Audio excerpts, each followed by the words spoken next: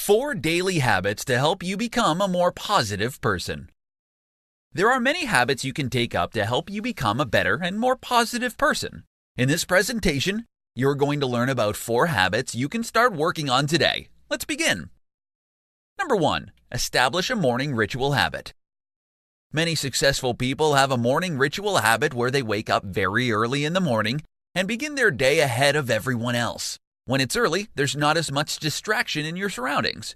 You can plan out the day ahead, you can meditate, do yoga, read inspiring books and quotes to give your day a positive head start.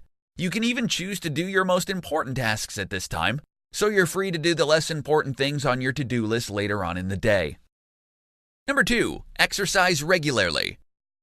Exercise is not just about helping you lose weight or maintaining a good weight. It's about keeping your body fit so you'll have more energy to go about your tasks. When you're not taking care of your body, you get tired easily. You're more cranky, and as you know, cranky people aren't the most positive people in the world. As long as you don't overdo your exercise, you'll generally feel happier and lighter, and you'll have a more positive outlook on life. Number 3. Get a good night's sleep. Can you remember the last time you had a good night's sleep?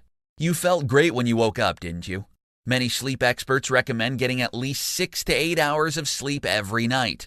When you're well rested, you greet the following day with a smile on your face.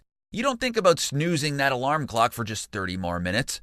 Get a good night's sleep and you'll see the next day in a positive light. Number 4. Do something kind for another person.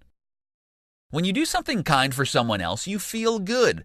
When you help someone, they thank you for your help. When you help someone and they thank you for your help, you form a special bond with that person. According to researchers from the University of British Columbia, being generous leads to significant increases in positive moods. Think about it. When you're helping people, you also end up helping yourself. It's definitely a win-win situation for both you and the person you're helping out.